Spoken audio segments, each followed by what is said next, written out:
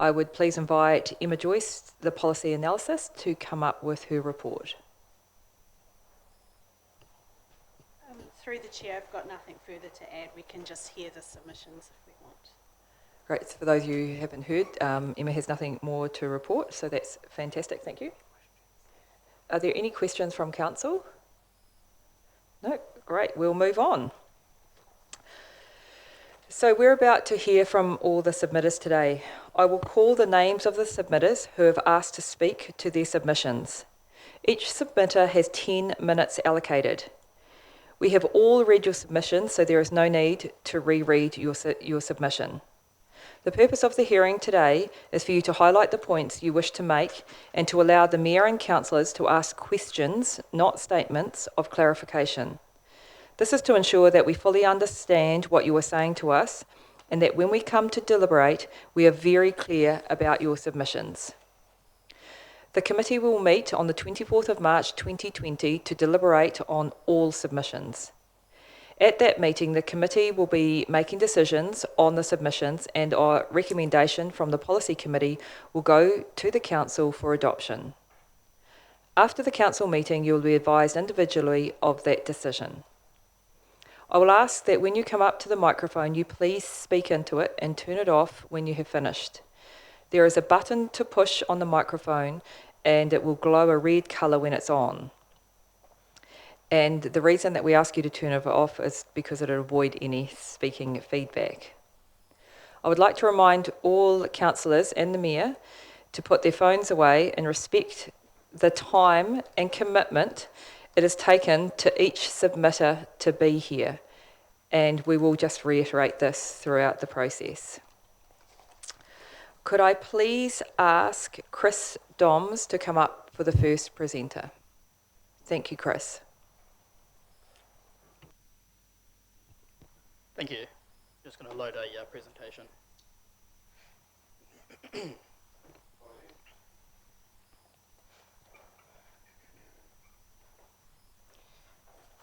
I'm here to talk to you guys today about, welcome councillors, Mr Mayor, I don't know the correct way to greet everyone.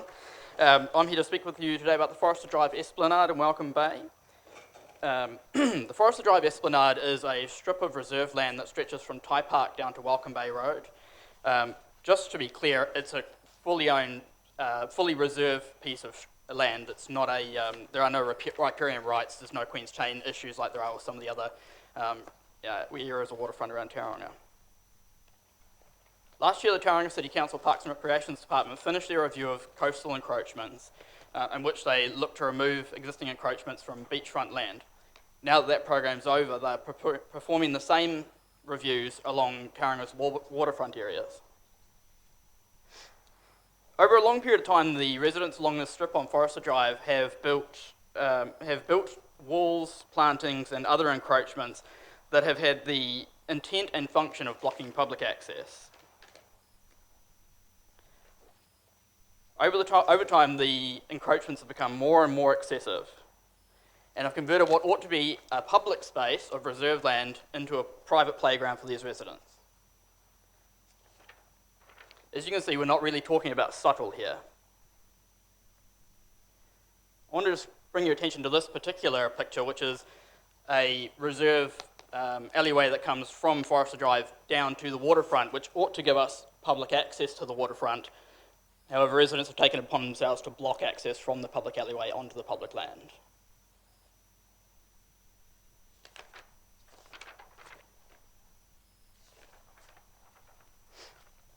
Meanwhile, ratepayers have poured hundreds of thousands of dollars into seawall repairs, all to the private benefit of these residents this time.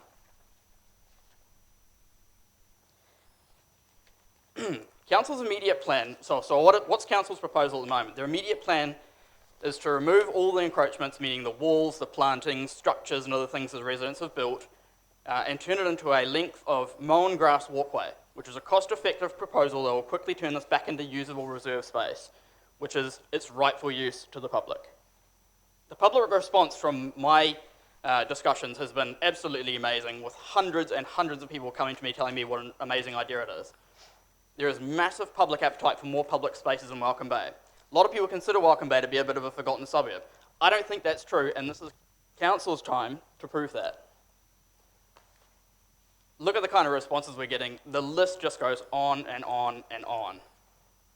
I'll keep that going, but I'll eat into my 10 minutes. So what are the objections? This is a no-brainer, right? It's an obvious one. Well, yes. None of the objections the residents have are meaningful or valid. There's nothing new under the sun. Having been through a 10-year program of removing encroachments from coastal land, the Parks and Recreation team have heard every argument that's going to be proposed by these people. Nothing has not been heard by them. So what are some of their concerns? Security. Residents will express their concern over the security of their properties. Thousands of properties across Tauranga have boundaries on reserve. The vast majority of properties in Tauranga have a boundary on public land called a road. All of us have concerns over the security of our properties. We don't deserve, nor are we given any special treatment, and nor should these people. I've chosen this picture here because it's only a few hundred metres away from the reserve that I'm talking about. And it's an example where residents have taken advantage of the esplanade and done so while thinking about their security and maintaining public access and thinking about the rights of the public. The ecosystem. These people will describe themselves as guardians of the harbour. Note they've given themselves this title. It's not clear why they're qualified in particular to look after Tauranga's wildlife. It's more of an obnoxious condescension to the rest of us. We pay for the walls, they'll say. Well, as I showed you before, Tauranga Council has spent hundreds of thousands of dollars. Your council has those records, and you can look them up. In some cases, residents have chosen to change or improve the walls. That does not give them a right or entitlement to the land or the use of the land, and especially does not give them entitlement to block public access to a reserve space. We just want you to say thanks, they say. Well, I'm not here to stand on principle. So if it takes Mr. Tembi Power to kiss the feet of each and every resident, then I'm quite happy for him to do that. So what's next? Tauranga City Council has a strategy for our future, a policy of progressive actions and encourage walkways and cycling and make better use of our desperately underused waterfront. This walkway is in perfect alignment with Council's future strategies. Tauranga's progressive plan of heavily utilising our waterfront space for walkways and cycling will not happen on its own. I want to reiterate that.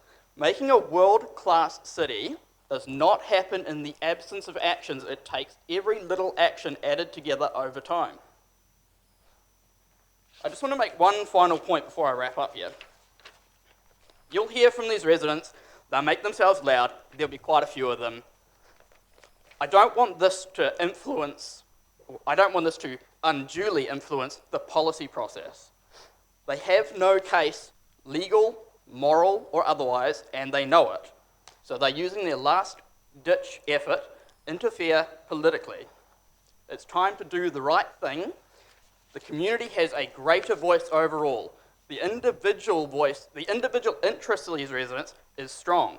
The individual interest of each resident or each community member is small, but stacks up to tower over their interests. Any questions? Questions from Council? Councillor Clout. Thank you very much, Chris, for your impassioned plea. Along that esplanade now, how many physical barriers are there from one end to the other? I'm assuming you may have counted how many fences or... I probably ought to have counted, given all the other research I've done, but I haven't. I mean, certainly more than a dozen, maybe 20.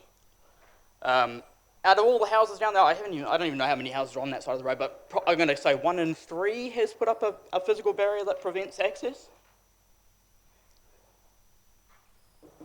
Any other councillors? Councillor Arbery. Yeah, it's nice to see someone come in here who's in the same circles. You see a lot of things on Facebook, and it's often not reflected in the submissions we see, so I appreciated that.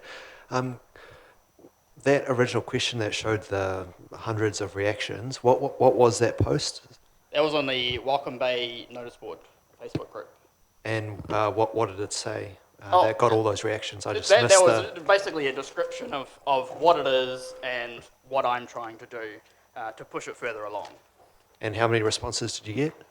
I think it was about 270, 295. Thank you. Any other questions, councillors? Hollis? Yeah, thanks for that. It's really cool to see submissions that are well thought out. I've got one question about the origin of the fences and boundaries and what caused those owners to fence the reserve in the first place. Simple greed and playgrounds may or may not be correct. It may have become that, but when did it first start and why did it occur? You'd have to ask the residents that. What I do know is my neighbour boundaries a reserve. It's a park in Morecambe Bay, and I think if today she was to build a fence out because she didn't like what was going on outside her existing boundary, council would probably step in pretty quickly. You're going to hear a history lesson, and I kind of pity you for it because it's really boring and it has no relevance at all. I've already heard it. It has no bearing. It has no bearing on in this case because the facts are straightforward. It's reserve space, they've fenced it off, they ought to remove the fences. But to answer your question, I'm sorry, you'd have to ask them what their motivations were, and I doubt you get an honest answer if I'm truthful. Thank you. Councillors, any other questions? Great. Thank you for your presentation, Chris. Very you. well thought out. I Great got presentation. just issue an apology though. I'd love to stay and listen to the rest, but I've got pressing engagements at work. I've got to get out of here. Thank you, everyone. I will now ask Mike Olsen to come up, please.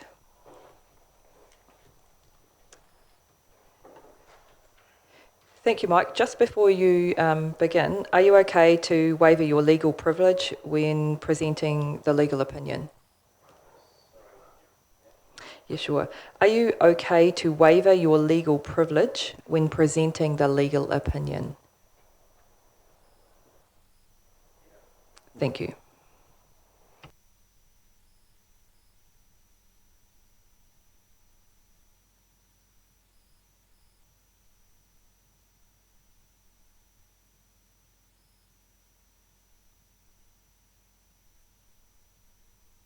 Councillors, thank you for the opportunity today to speak to you. As you've probably read, we've had a very tortuous problem with the council over the issues that you face as well. And I thought it was important that you understood the issues that we've come across and the sort of delays it's created and our concerns about some of the council processes and the issues that you're going to be facing. And for that reason, I've presented the legal opinion that we've got and also a copy of the council, the foreshore engineer's report. I think I'll go straight into the PowerPoint, if that's okay. I've probably opened the wrong one here.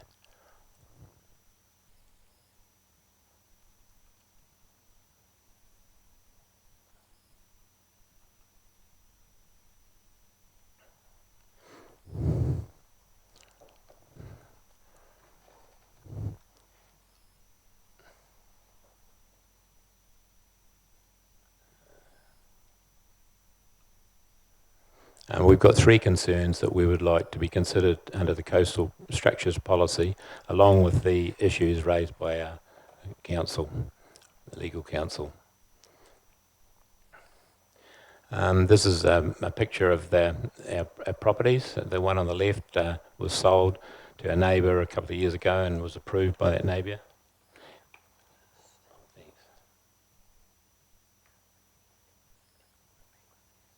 Okay. Thanks a lot. You can see I don't use PowerPoint very often. Number 3 is our site that we're building on now, and in front of you there is the current seawall that the coastal engineers report refers to. Consideration 1, that unconsented seawalls be owned and maintained by adjacent property owners with suitable contractual arrangements with those property owners.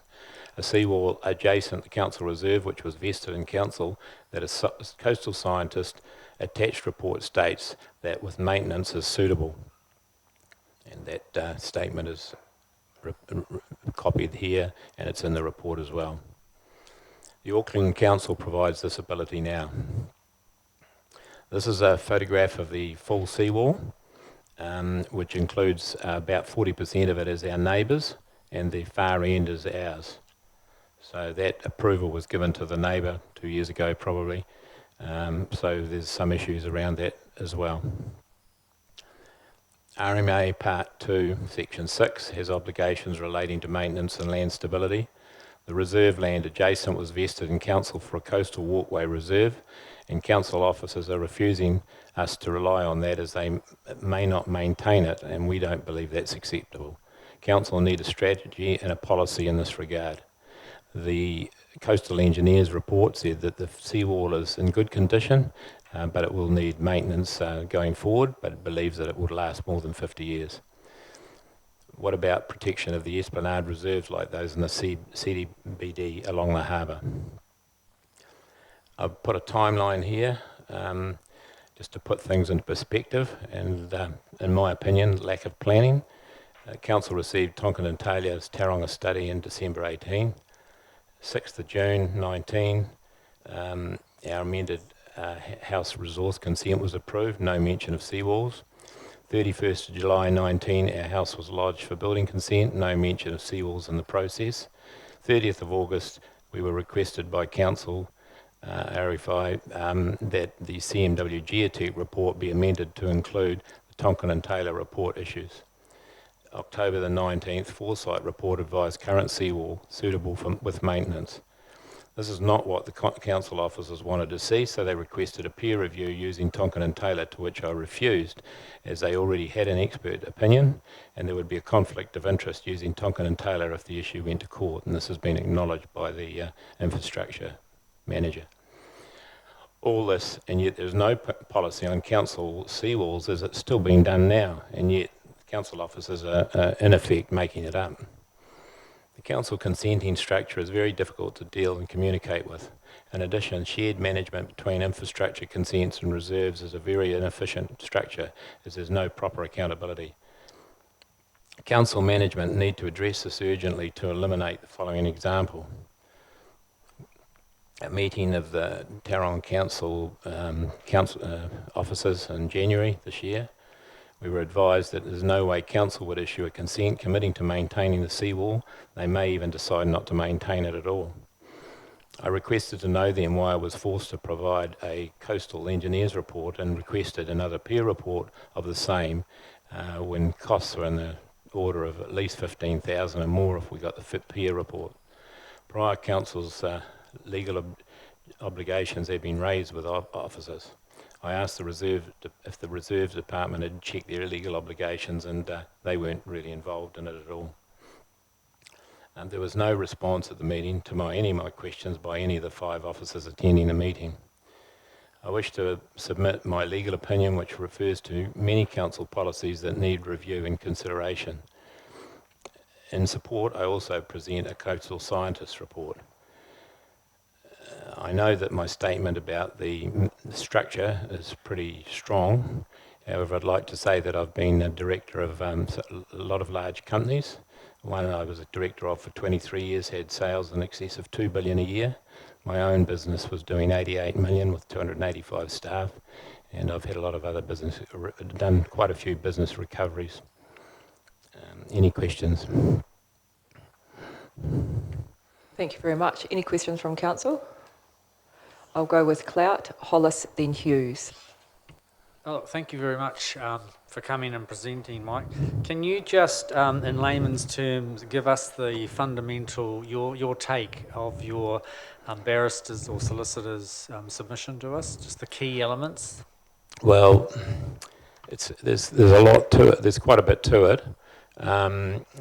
Basically, what she's saying is that the council really have quite a number of issues that they need to deal with, and particularly the reserves issue, which affects us, and that hasn't been considered.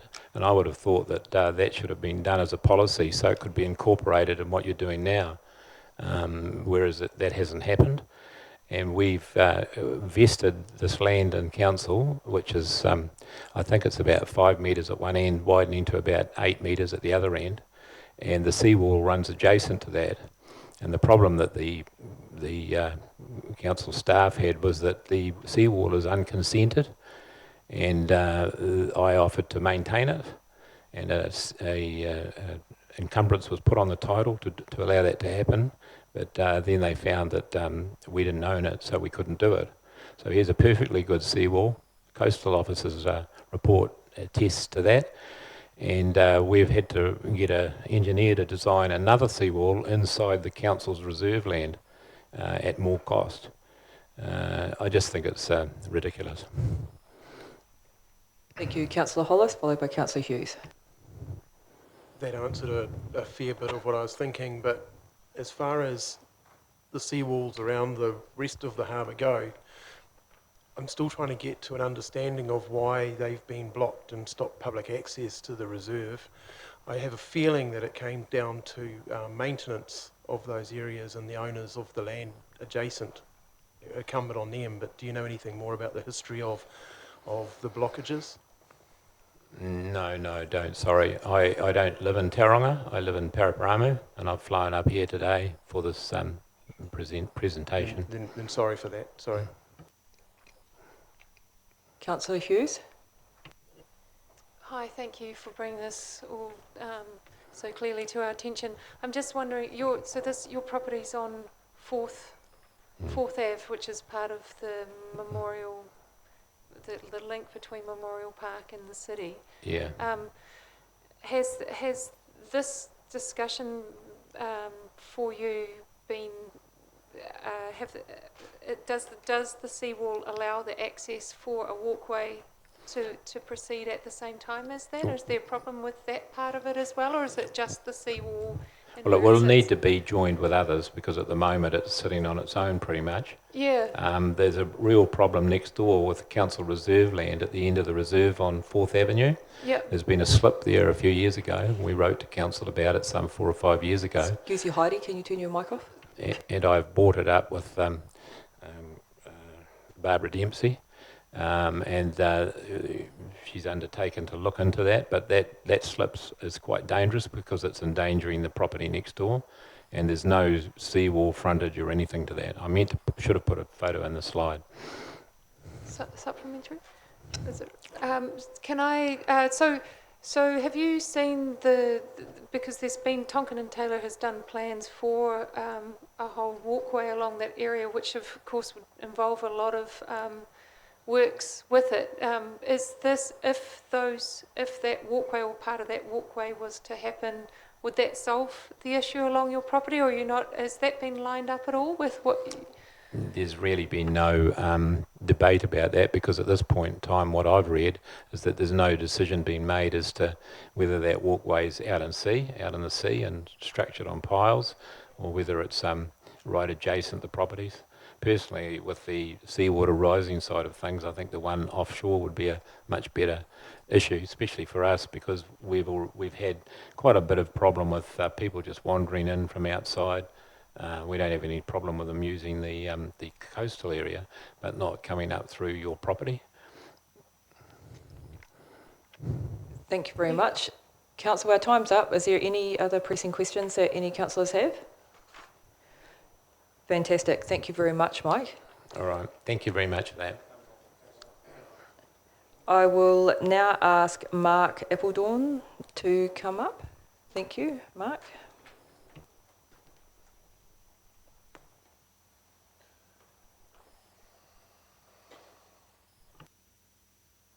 Good morning, Madam Chair, Mayor and councillors. Thank you for the opportunity to speak. I do have a presentation.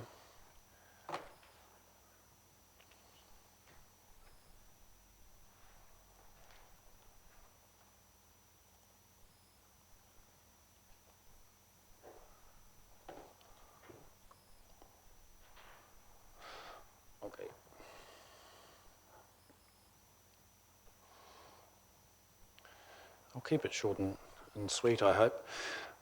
Fundamentally, I support the draft coastal structures policy. We have a good understanding of the issues and we're aware of the challenges that council face. I'm appearing today just in a capacity as a property owner. We are not directly affected, although our property has recently been zoned in the harbour inundation area in about 110 years' time. Nonetheless, it does give us some cause to reconsider our position and our long-term planning for the property. Still, the approach I've taken is to read and consider the draft coastal structures policy and to try and understand what it is intending to do and whether there is opportunity for it to be improved in a way that benefits both the people of Tauranga and also the council and its financial commitments going forward. I have submitted a track changes version of the draft coastal structures policy, and I hope you've all had the opportunity to see that. It's just suggestions that I think will pick up on these sorts of issues that I want the council to engage with. Fundamentally, those concerns relate to these issues that I've set out here.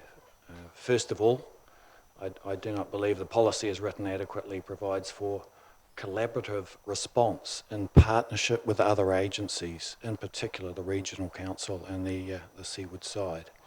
And I'll talk to an example of what I mean by that in a minute. The protections and responses that may be most effectively implemented on adjacent, unowned and unadministered by council land. And again, I'll talk through that example. And I don't believe it adequately provides at the moment for continued community access, amenity and use of areas that may be unowned, but for which there is a valued benefit to the community, to the people of Tauranga. And lastly, I think there is there's a cost opportunity here for council in weighing up whether to attend to things on unowned land now at lesser cost versus addressing the matter much later and at a much more substantial cost. So I'd just like to talk you through that example. I live in Mātua, 32 Tainui Street to be specific, which is this little orange roof house down here. Is that coming up? Yeah, that's coming up on the screen there. And we've been there for almost 20 years.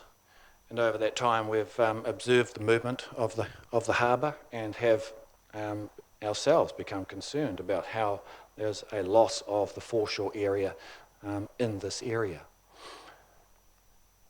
So the ownership of the land, as you can see, Ferguson Park, all in council ownership, is reserve.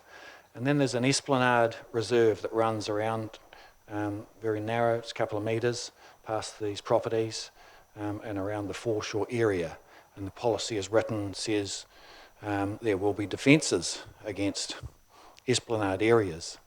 But it's not until recently that we've actually realised that this area in here is not actually part of the reserve, it actually sits in the harbour. There is a bridge over a stormwater outlet in this area, in this location here. That has been severely damaged, and we've just been informed that that is to be replaced by an alternate scheme, and I'll just talk to you. I'll talk you through that as well.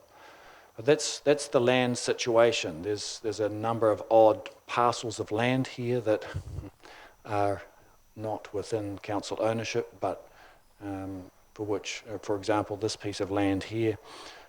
The Park Road actually traverses through that, so technically that's in the harbour, not within the reserve area.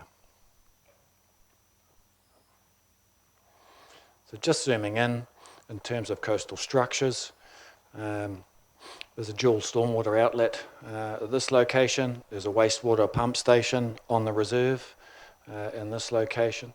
Another stormwater outlet here.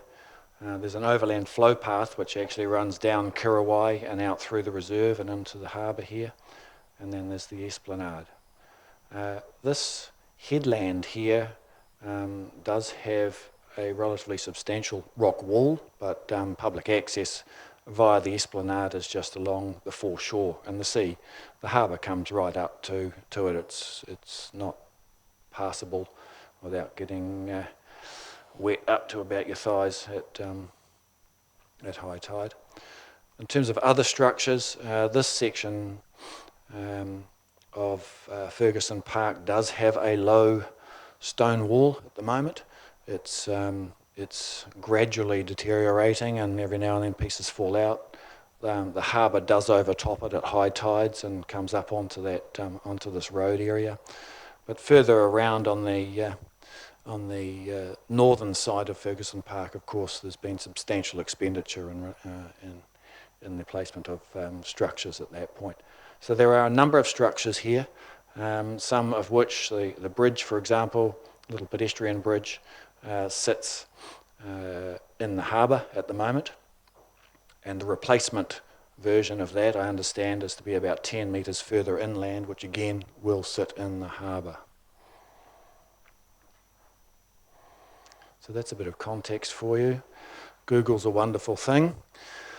I've had a look back at historic photos of Google, and it pretty much aligns with what our expectation was or our observations have been over the last 20 odd years, that there has been about a 10 metre loss of the foreshore gradually over that time. Now this is harbour. 99% of the time it's very calm here and the waves don't get higher than a foot. This is just gradual deterioration of the foreshore, and obviously sea level rise is a contributor to it. So the blue line represents roughly where the foreshore is at the moment. The point is, I suppose, that the current bridge, pedestrian bridge, is a relatively solid structure. It's got a pipe underneath it, substantial pipe. So it forms a headland at that point. The property at this end of the beach has a headland, has a solid rigid structure on it. And the natural foreshore drift is from left to right. That's the movement of sand across the frontage. So what will happen naturally over time is that the land will scallop out to take the shape of the red dashed line. Foreshore drift will just naturally cause that shape over time. So by moving the structure further inland, that is just allowing the continued degradation and loss of existing foreshore. There's a couple of Pohutukawa trees, and there's been some riparian, some attempted riparian sort of maintenance and planting in this area. But the first storm that comes along, it just continually fritters away and drags those grasses and things into the harbour, and they disappear. So that's the situation at that point. There is the bridge. You can see it's a relatively solid headland type structure at the moment. That is planned to be removed and replaced with a simple flat timber structure 10 metres further inland, which will not have any solid formation around it. So this whole foreshore area, which I'm saying to you is and has been a community asset for a long period of time. People use it, they actively recreate on it, it has value to the people of Tauranga. The area to the east of the drain, this area in here, Ferguson Park is directly, the entrance is directly on this area here. But this whole area is used by council or by persons having events at the park. It's an overflow parking area that is often opened up for access, and at times I've seen that full with some of the running events and things that they have at Ferguson Park. It's also a very highly utilised area for the kite surfers. 20 to 30 of them at a time at peak times lay their gear out all over there. So half of the space that they're using under the current policy would be subject to, under the current policy, just natural erosion and no defence or protection. So just quickly moving to the end, see time's up.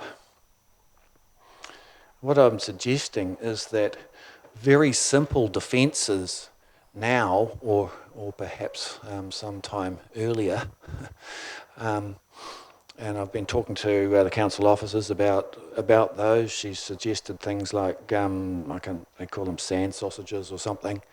Very simple groins like that could be established now, which would enable the harbour to develop its own natural defences.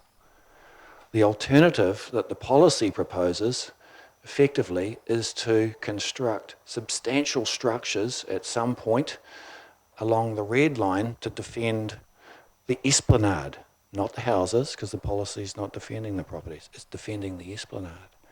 So I'm just suggesting that changes to the policy are warranted to pick up on these sorts of opportunities, the community benefit, the cost saving in the long term, and allow the harbour to create its own defence systems. Thank you very much for the opportunity to speak. Thank you, Mark. Any questions from council? Great, thank you very much, Mark. Just for those who have just come in, I just want to remind us all that the purpose of the hearing today is for you to highlight the points you wish to make and to allow the Mayor and councillors to ask questions, not make statements of clarification. This is to ensure that we fully understand what you are saying to us and that when we come to deliberate, we are very clear about your submissions. Just so the public know, because we are being live streamed, that the computers are on because we have our agendas on them, so we are looking through those at the same time. But I will remind council that we are to put our phones down. Thank you very much. I will now ask Danielle Fong to come up.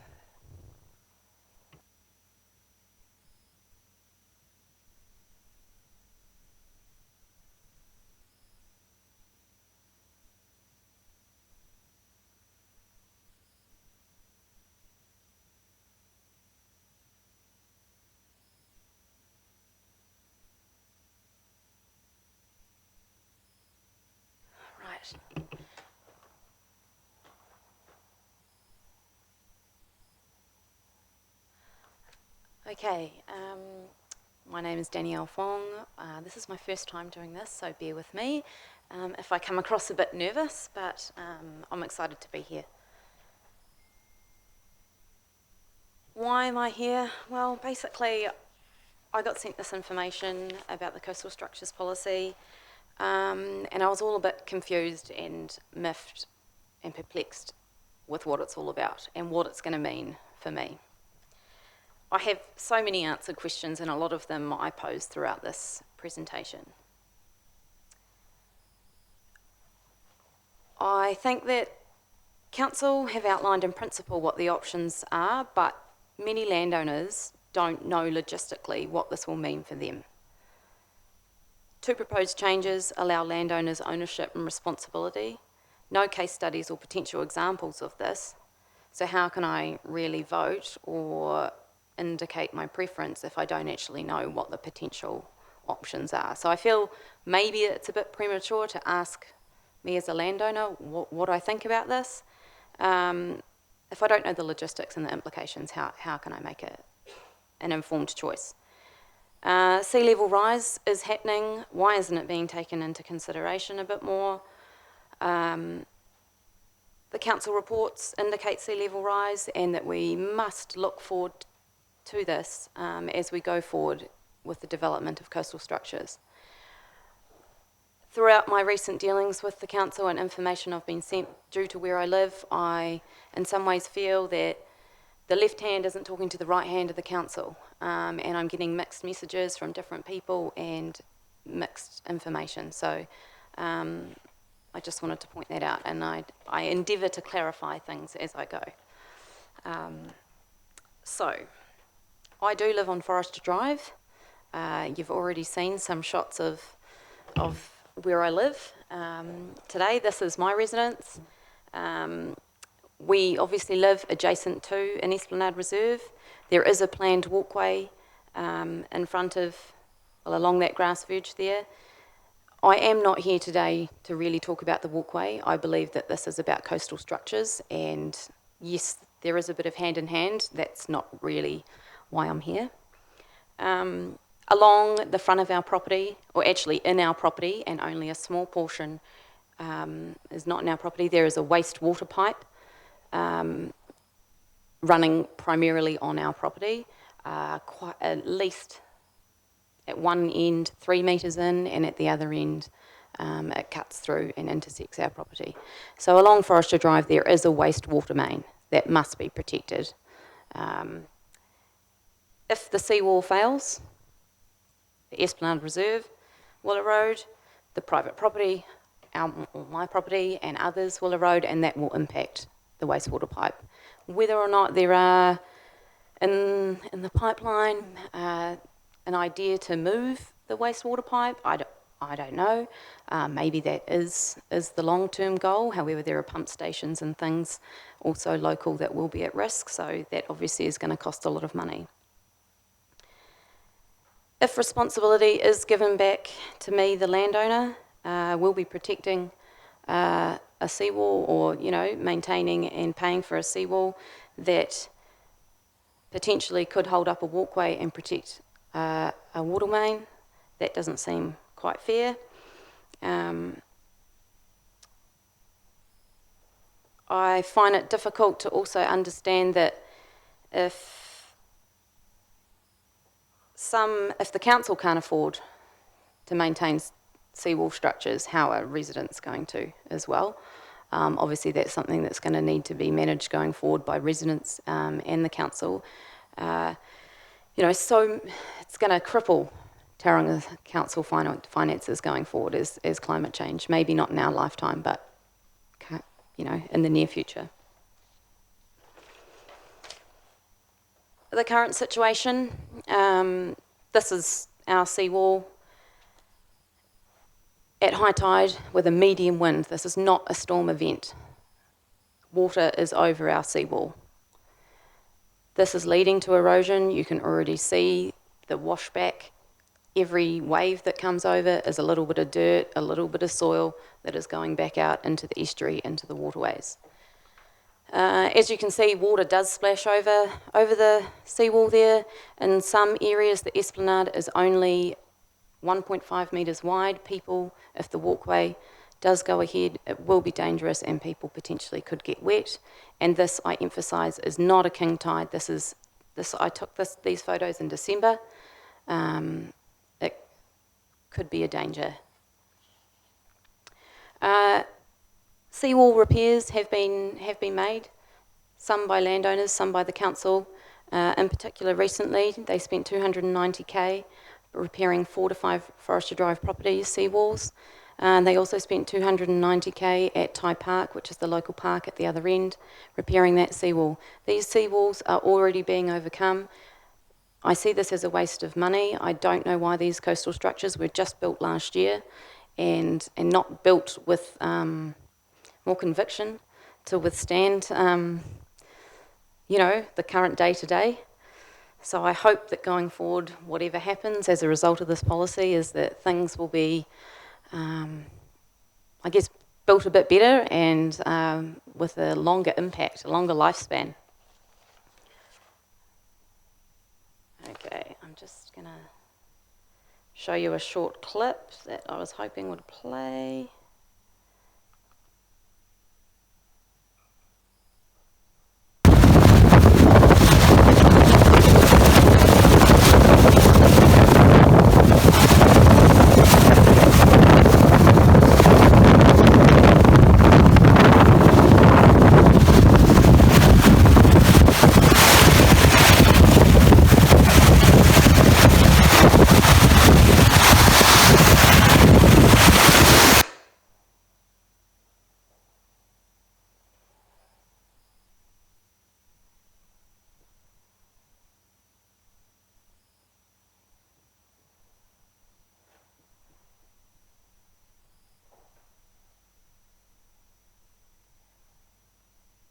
You can see there that, so that storm that I just showed you was January 2018. Was a pretty big event for the people that live in any coastal area around Tauranga. You know, that your own data shows that these kind of storm events are going to be happening more and more frequently. I just want to stress the importance of being more innovative with the coastal structures that we're going to be implementing, because currently they're very, very soon not going to be doing the job, and it's going to be spending, the council's going to need to be spending more money doing repairs and ongoing maintenance, just 24/7. I kind of see two options that, you know, obviously will be used in conjunction with different structures. How long are the coastal structures that the council's going to be constructing going to last? What materials, methods, what is the point of maintaining the current structure if it's not for sea level rise? I get that council finances are going to be crippled. You know, protecting their services, reserves, roads and walkways. It's going to be an interesting time. Point 4.5, sorry about that. In the draft policy, the purpose of a hard protection structure is to protect an existing or future council activity or level of service, and not to guard against future potential sea level rise. I don't get that. I don't see the point. If it's not going to last 10, 20 years or 50, you're just creating problems for further councils down the track. The other option is that landowners will be given some responsibility to maintain their own seawalls and provide coastal structure protection. I think Joe Blogg's property owner doesn't know the knowledge. They don't have the money to deal with the consent process. Resource consents, excavation and engineering costs will be out of reach for so many people. And a lot of people that live in these coastal strips, I mean, there is that perception that these people that live on waterfront are all loaded and they've got oodles of money to fritter away on things, but that is not the case. Many people in my street have lived there for over 30 years, some 40. They just happen to get well, some may perceive now not a good buy, but back then maybe they got a great buy, but it was all relative at the time. I think that council will need to be providing some next steps and advice, rather than just saying that your house is going to be falling into the estuary in 30 years. Go and do something about it. I believe more guidance and support is going to need to be given. In general, people know about climate change and sea level rise. It is the how. How are they going to be protecting it? And I guess you guys are in the same boat. That's going to be the biggest difficulty. No one knows. I have been on the Auckland Council website. They have a team of experts dedicated to coastal hazards processes, management and engineering, which I thought would be valuable going forward. As a next step,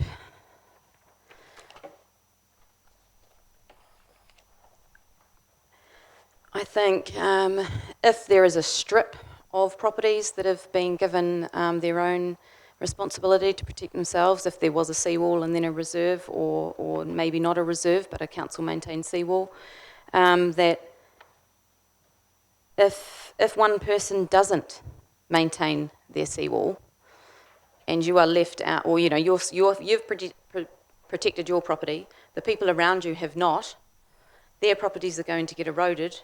Yours is going to be initially protected, but then it's going to start to erode from the sides. What guarantees is the council going to make that people do maintain their own properties? I don't know how that would work, but something to think about. How is it fair otherwise? I think some people can be given a hospital pass. Someone who has just had their seawall repaired will be absolutely rapt that they may be given responsibility to maintain it going forward, knowing that it should last 20 years, maybe longer. However, in some people's cases, theirs might not be up to scratch, and it money will fly out the door. We recently went through a landscape project where we did require resource consent to do with where we are. It was difficult, it was a bit of a nightmare. For example, we had to jump through what we thought at the time were ridiculous hoops. We had to get a landscape assessment from Mangatapu. We were building a 1.5 metre retaining wall with a glass fence on top. Mangatapu was miles away. You know, that kind of thing just doesn't make sense to me. It's not reasonable.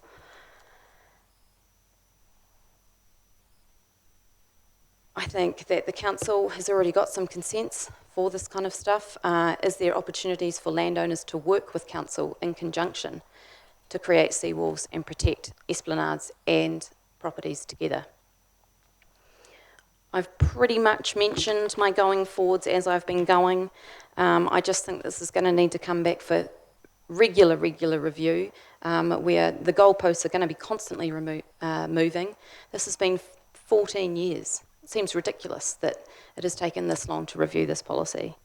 I see my time's up, so I will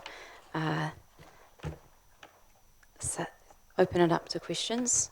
And if you want to ask questions about, I guess, the walkway development, because I live in Forester Drive, go for it. Thank you, Danielle. Any questions? Councillor Clout. Thanks very much, Danielle, for coming in on your first occasion here. I think you did very well. Thanks for the PowerPoint presentation. One thing you didn't mention from your previous slide, if you go back one, is the iwi customary rights. Can you just expand on that, please? Sorry about that. If an iwi has customary rights of an estuary or a water body, and we or you are needing to construct a seawall and they refuse your resource consent, what happens there? I mean, that's just a question I'm posing. I don't know the answer, but it's, I mean, in Welcome Bay, we don't have that problem currently, but I know that other areas do, and I just think if they say no, what happens? Thank you. Councillor Hughes. Thank you so much. I can see that you've put so much work into this, and we really appreciate you coming forward with all this information. It's fantastic. I wanted to, you alluded at your start of your talk that you found that different parts of the council weren't speaking to each other. What can you just expand on that a little bit, and what departments you found that it felt clunky for you? Well, we've just received a number of different letters, you know, because of where we live with the coastal inundation policy. We received information about that. We've received information about encroachment removal, the walkway development, and then this as well. And I just, to me, the puzzle just isn't quite all there. I kind of feel that maybe arms are off doing their own thing, and then they send out their thing, and then this arm goes and does that thing, and then sends out. Yeah, I don't know if that comes across as being very clear, but that's just how I was feeling. Thank you. Councillors, any other questions? Fantastic. Thank you very much, Danielle. I will now ask Ray Lowe to come up.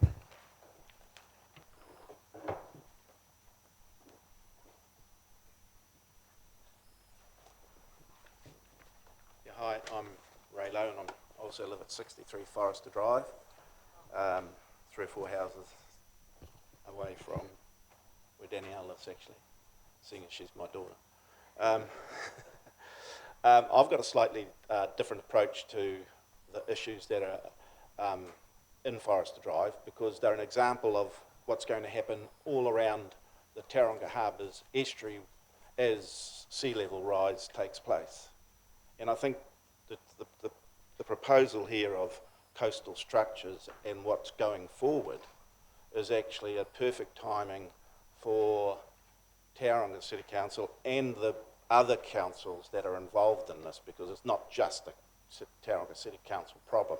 Sea level rise is not just going to be stuck here, it's everywhere. So, so how does it affect us at Forester Drive? And this kind of answers a lot of questions around the harbours.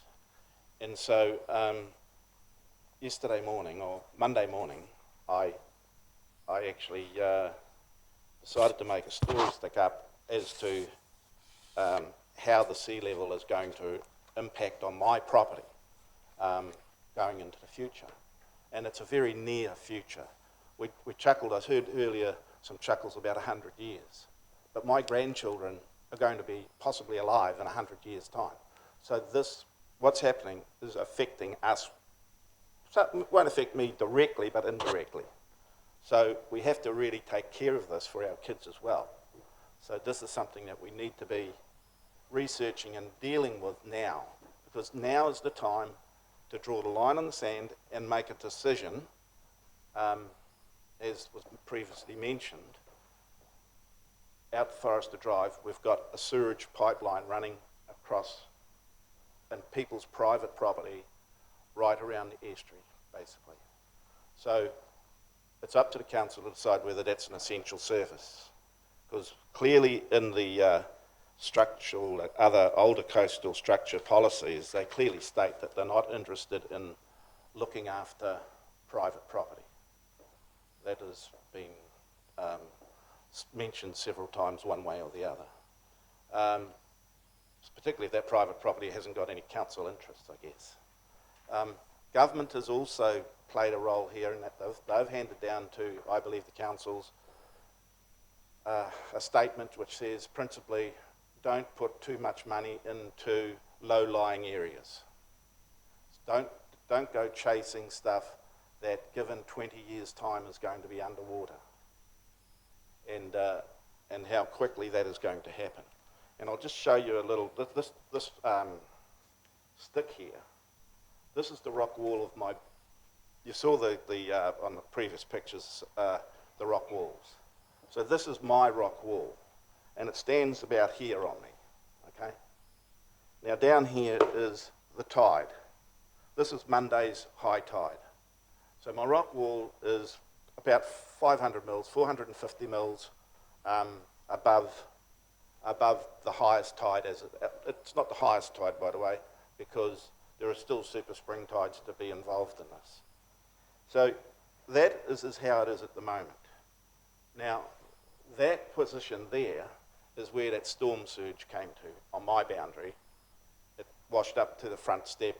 I've got an encroachment that's been there for 40 years, and it washed up into that encroachment. So the rock wall that's existing is not going to sustain climate change. It's not going to even sustain continuous use at the moment, and that's the one that earlier Mr. Doms spoke about. That is going to get washed away.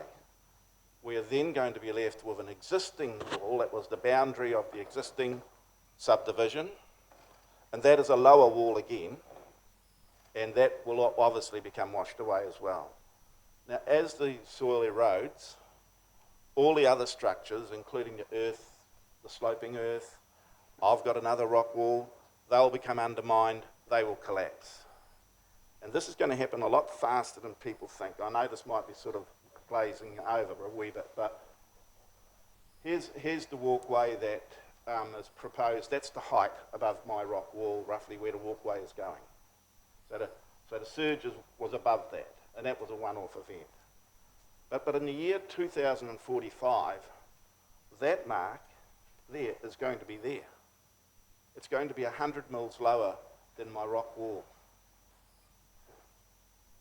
And so with tidal and fetch and everything like that happening, waves will be dumping over this existing rock wall, and it will wash out very quickly. So what is the council going to do? So my proposals are that the sewer line is an essential given. It's got to be protected and kept until we can make up our minds what we're really going to do with it. There's a pumping station in Ty Park which is lower than my rock wall, so it's going to get water inundation very, very early on in the piece. And so we need to be considering right now how to protect things, and that's what I feel that this coastal structures policy is kind of about, really. And right now, the only way I can see to protect my property is to put a sheet pile. I don't know if you know what sheet piles are, a big long lengths of steel, and they get rammed into the earth, roughly 50% below and 50% above. That will protect my boundary. It will protect the sewer line. And if that was put all the way around the estuary, and this is like our going forward thing, it will protect all of those properties. It will also protect this sewage line. Now, whether or not you then want to carry on with a walkway, well, that would be still a council issue. To me, it would be a waste of money because it's going to get washed away. It'll have about a 20-year service and then no longer exist. Because whether you believe in sea level rise or not, it has been adopted by the council, it's adopted by the government of New Zealand.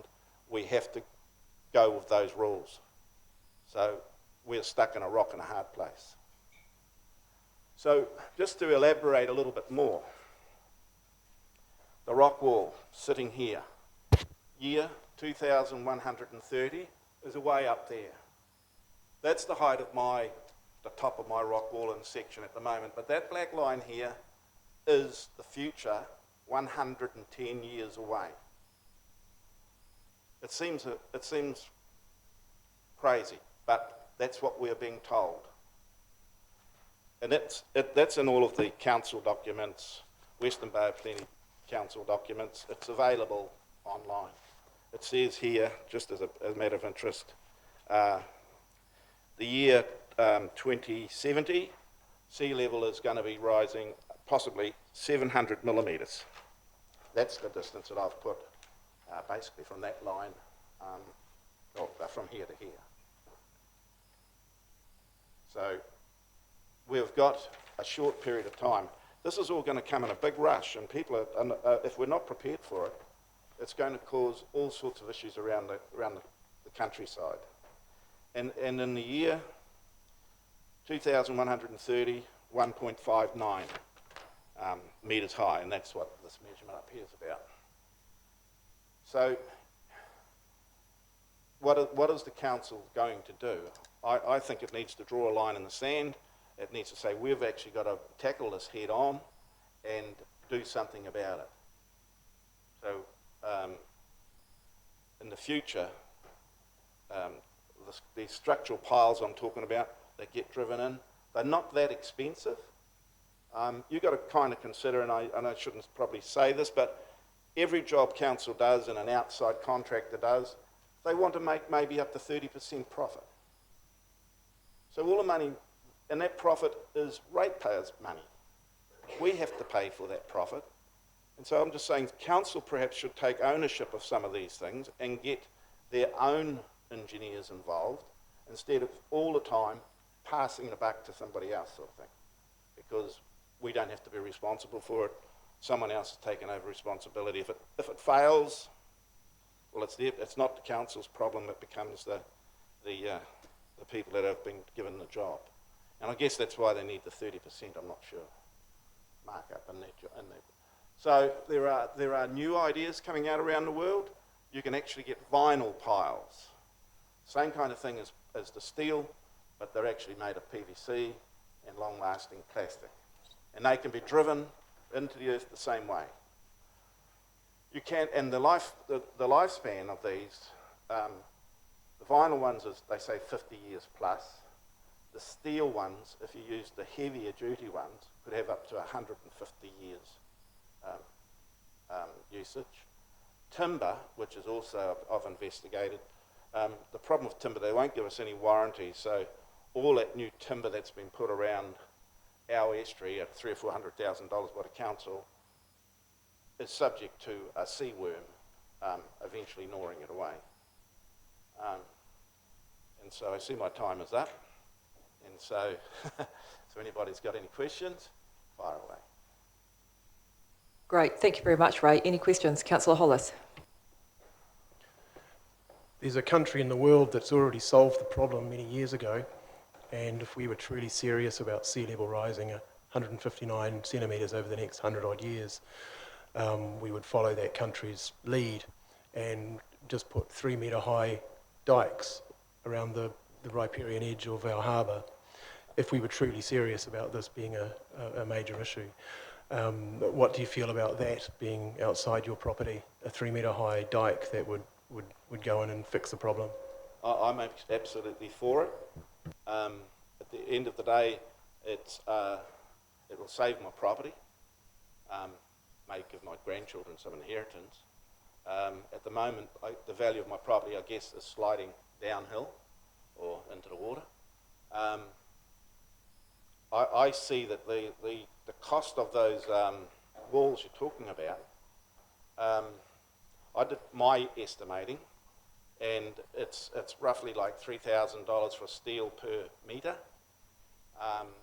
Wood is probably like half that price, but it doesn't last as long.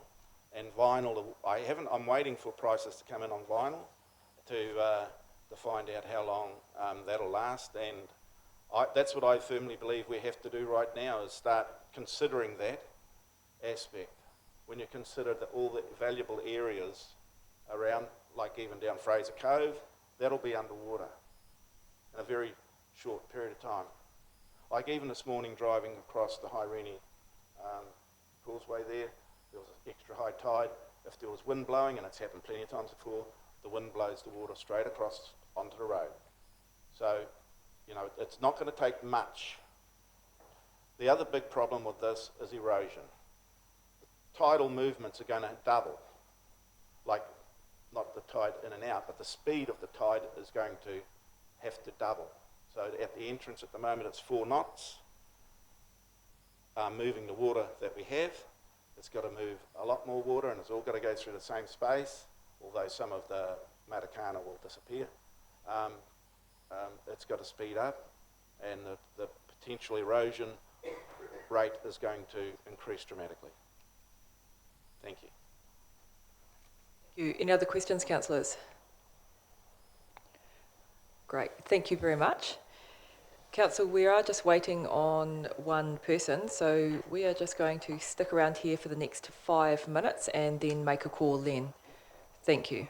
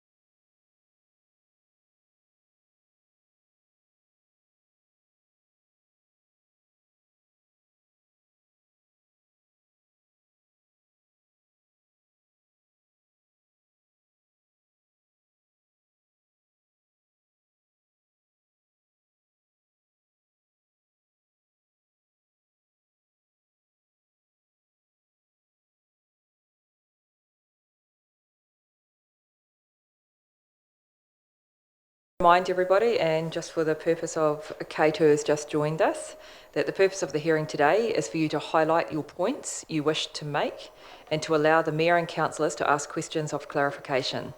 This is to ensure that we fully understand what you are saying and that when we come to deliberate, we are very clear about your submissions.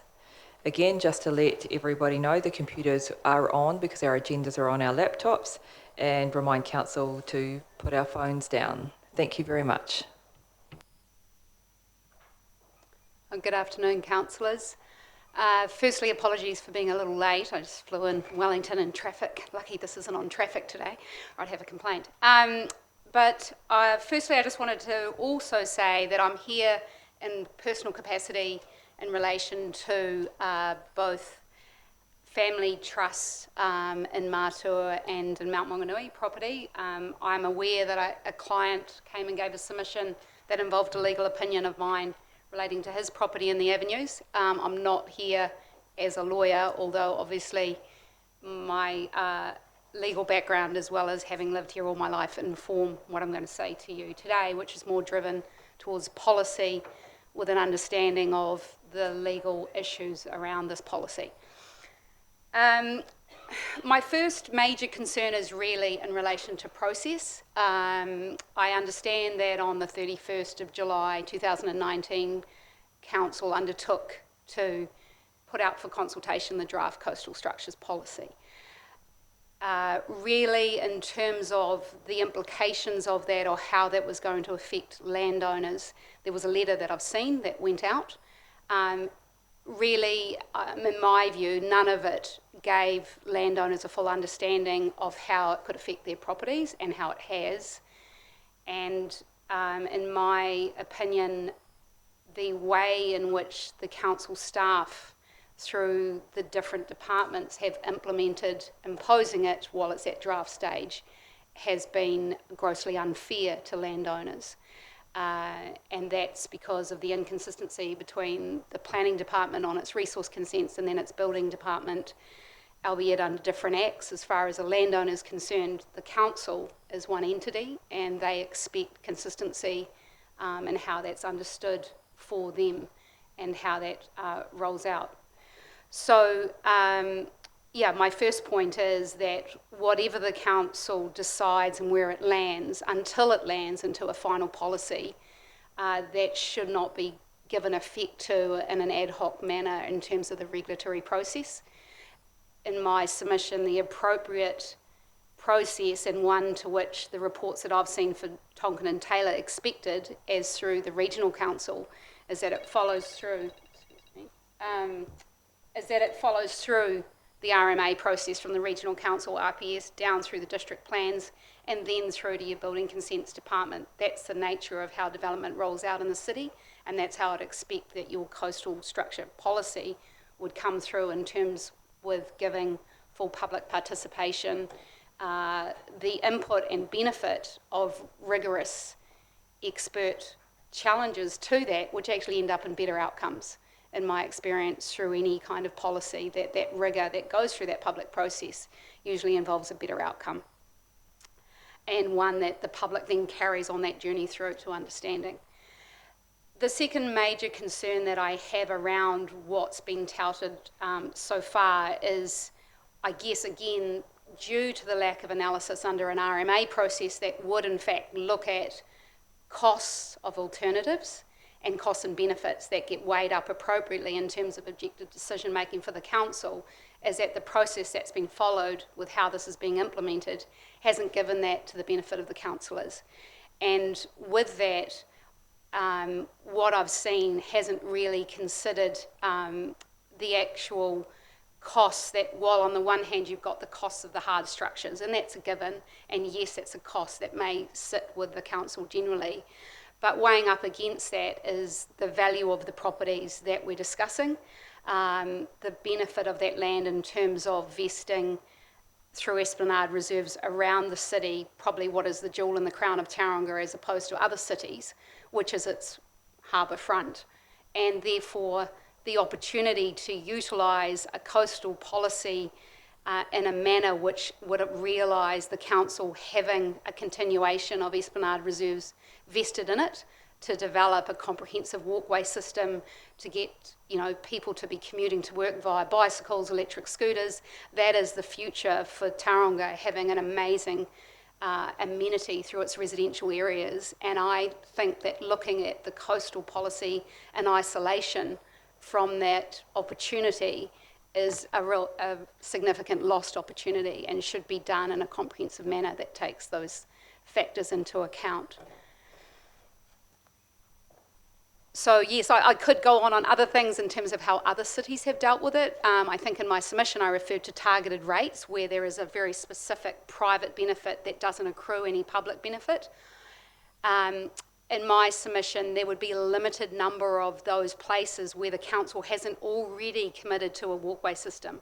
So that's, I guess, my other concern, is that there's a lack of consistency here, because if you look at the properties, for example, around beachfront Matua, the council's actually already given effect to a policy by default, because it's actually already invested heavily, for example, around Beach Road, Coolum Ave, and investing in protecting those properties and creating walkway systems.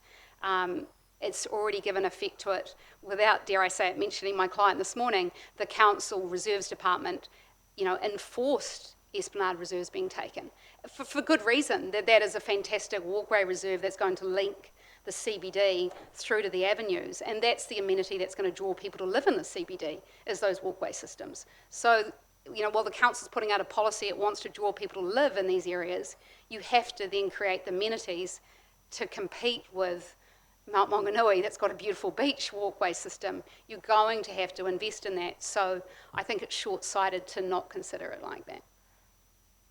That's what I'm going to say. Great, thank you very much, Kate. Can I have any questions from council? Councillor Clout. Thanks a lot, Kate. So one point you made was that we're not taking a full sort of holistic view of the costs and the benefits of different options. And I could see where you're coming from, because what you're saying, we haven't seen an analysis of the impact of council taking responsibility for all the seawalls versus letting residents, maintain them. Is that the sort of thing that you were alluding to when you talked about us not looking at all the costs? And yes, I mean, one of the potential ways which often happens, say, for example, when properties come up for development. Western Bay has a similar situation where along the Wairau River, the moment that a developer, a farm owner, etc., comes up to subdivide, the negotiations are there to vest the Esplanade Reserve. So you could have a policy that wraps around private developer agreements, or the moment that occurs, that the council then can enter into negotiations to vest the Esplanade Reserve and take over responsibility for the wall. That would be an incentive mutual arrangement that would work well. Similarly, in reserves where there is an existing Esplanade Reserve, the council can actually create easements, where then that's recognised through a legal easement on the title, where the landowner's interest in it is taking over maintenance of it, or there's a cost share arrangement. There's numerous, or there's the targeted rate option. So depending on where it is, whether the council's already got a reserves policy in place, or has, parts of a jigsaw, like, for example, Devonport Road one, where it's missing links, the full sort of thrust of the policy may actually need to be tailored to address that. So I think it needs to be looked at area by area, and that's what I'm saying is missing here. And I certainly don't think that it should be rolled out through the building consent department without being looked at top down. Thank you, Kate. Any other questions? Councillor Hughes. Yeah, thanks, Kate. I really resonate with your words around combining the idea of our waterfronts at the same time as looking at all of this. You talked about some examples of overseas that have you looked at that in terms of policy and how they've done that policy, or is it in terms of the way that they represent their waterfronts? I was actually talking about in New Zealand councils. Yeah. So if a lot of the councils around beachfronts have the same issue of coastal erosion, right? So it's not just facing Tauranga City Council.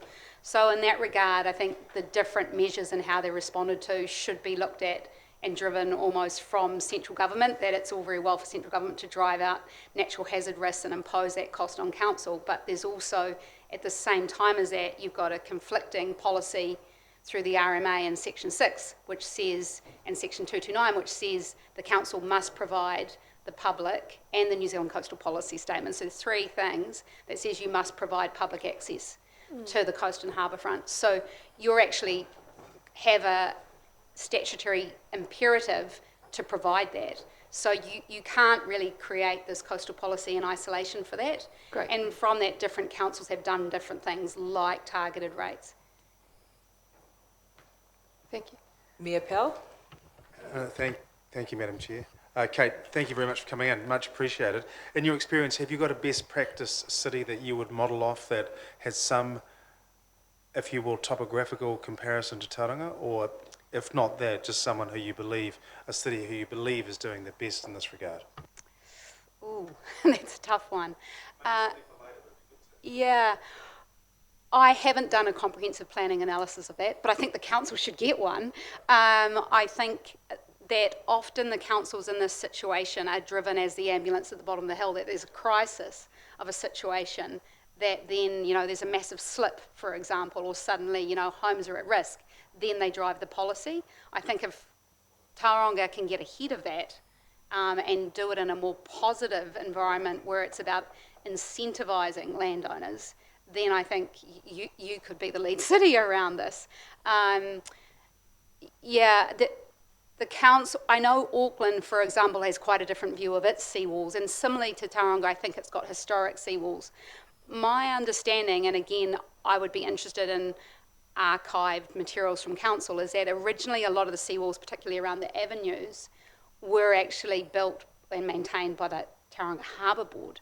I'm not sure if that's my understanding of the history, but again, understanding that, and I think that might have been derived from the nature of the dredging of the harbour and the understanding of the responsibility for changing the extent to which the harbour is affected by sediment or by dredging.